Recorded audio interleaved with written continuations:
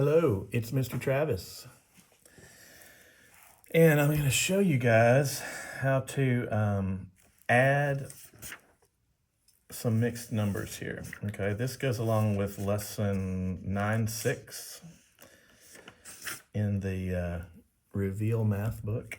And basically, if you know the magic box that I've been showing you, you can just use the same thing, but with just a little added trick.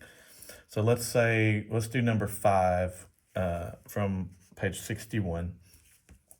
So the problem is 6 3/8 plus 2 1/6. Okay, let's switch markers because that marker isn't working. All right, I mean it is, but not great. All right, so here's what you do though. You're still gonna use the magic box, but you're only gonna put the box around the fractional part because these whole numbers are fine. We can just add those. In fact, I might wanna go ahead and add them so I don't forget. 6 plus 2, that's like 6 whole pizzas plus 2 whole pizzas equals 8 whole pizzas. So then all I have to do is just figure out how many fractional parts of pizza that I have left, right? So I'm going to do my times something equals something like I did before.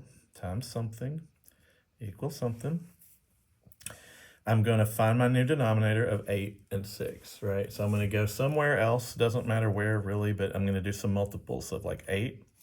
Like 8, 16, 24, 32, 40. And I'm going to do 6. And I would like to see you guys doing these multiples because I see some of you guys you're just doing like 8 times 6 and you get 48 for your denominator. And that's really not the best denominator, right? So I'm going to 6, 12, 18, 24, 30. Okay, so see, I don't even have to go all the way to 48 because I already see one that's the same, 24. Okay, so just doing the denominator times the other denominator is not the best way to find your new denominator, right? So if you'll do this and you'll find your lowest one, and then I like to double check, are there any others that match? 8, 16, 6, 12, 8, no, the first match is 24. So I like to choose my very first one if I can. Okay, so 24 is my new denominator. It goes on both of the new fractions that I'm creating. Because what I'm doing is I'm turning this fraction into this other fraction. It's going to be the same thing, it's just going to look different. Okay, like Superman and Clark Kent. They're the same, they just look different. And this new little trick that I showed you too, if you draw a 1, like the number 1 kind of, around these middle pieces, that might help you always remember that this has to be some form of 1 in the middle. So really what we're doing is 3/8 times 1, or 1/6 times 1. That's really what we're doing. We're just doing it in a kind of a tricky way so that we can find like this common denominator, just like we did with our, fraction pieces. So just like always, same thing. I'm going to look up here and see what I can do. 3 times what is what? I don't know. What about this? I'm just going straight across, right? 8 times what is 24? Oh, 3. I know that. So now I can fill in the rest of my 1 because I know that for fractions, 1 always has to be the same number on top and bottom to make 1, right? 3/3 is the same as 1.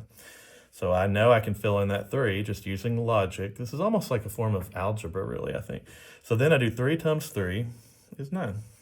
So I'm done with that one. Then I come down here. 1 times what is what? I don't know that. So I'm going to try this. 6 times what is 24? Oh, 6 times 4 is 24. Well, what's going to go here? Oh, another 4, right? Because it has to be some form of 1. So 4/4 is the same as 1. So I'm really just multiplying these fractions times 1, just in this really cool, tricky way. So 1 times 4 is 4, okay? So then I'm ready to add. Don't forget to look and see, am I adding or subtracting? Because we do both for this test. And if you forget to check, you might end up doing the opposite, like I saw some people do today. So I've got 9, 10, 11, 12, 13. Of course, the 24 stays the same because that's the denominator. Once we start adding or subtracting, we have to keep the denominator the same. So 9, 10, 11, 12, 13, and that's it. Okay, so 6 3/8 plus 2 1/6 equals 8 and 13 24ths, which seems like it would be really hard to just look at this and know the answer, right? So please don't just think that you can look at this problem and know this answer. More than likely you cannot. unless, if you've been doing math like at a high level for a really long time, and you might know how to basically do all this in your head.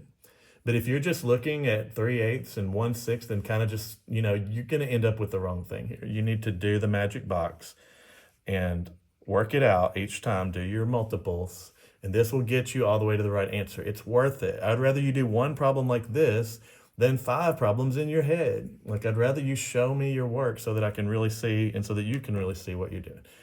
All right, enjoy.